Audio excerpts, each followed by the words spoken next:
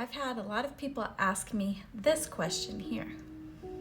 Why don't we go ahead and take a look at that verse? So this is Leviticus 19, verse 28. You are not to make any cuttings in your flesh for the dead or make any tattoo marks upon yourself. I am Adonai. Why don't we go ahead and read those verses around it to give some context? You are not to eat any meat with the blood still in it, nor are you to use enchantments or practice sorcery. You are not to round off the hair on the sides of your head, nor are you to mar the edge of your beard. Then it talks about the making the cuttings in your flesh for the dead or make any tattoos upon yourself.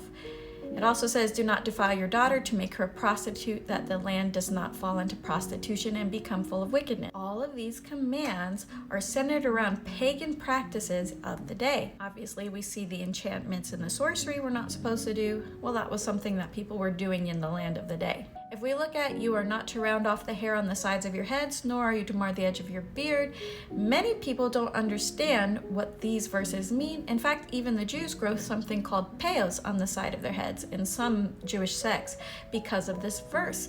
But when the Jews were exiled from Israel and they didn't have context anymore and they were just trying to follow the Torah to the best of their ability without understanding what any of these meant, they grew payos to keep this command. What people were doing at the time that this law was written was shaving the sides of their head in worship of a pagan god.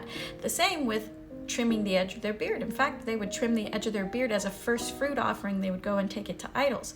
So this is specifically saying, don't keep these pagan practices. And it's the same with making any cuttings in your flesh for the dead or making any tattoo marks upon yourself. These were pagan practices of the day. I'm trying to cover a lot of this so that this video doesn't get flagged, but in many cultures today, they still do this. They'll pierce themselves, they will cut themselves, and they will do it all in honor of a festival for a god. And the pagan nations also gave their children up into prostitution, usually as a temple prostitute. So all of these verses are addressing pagan practices and pagan worship of different gods of the day.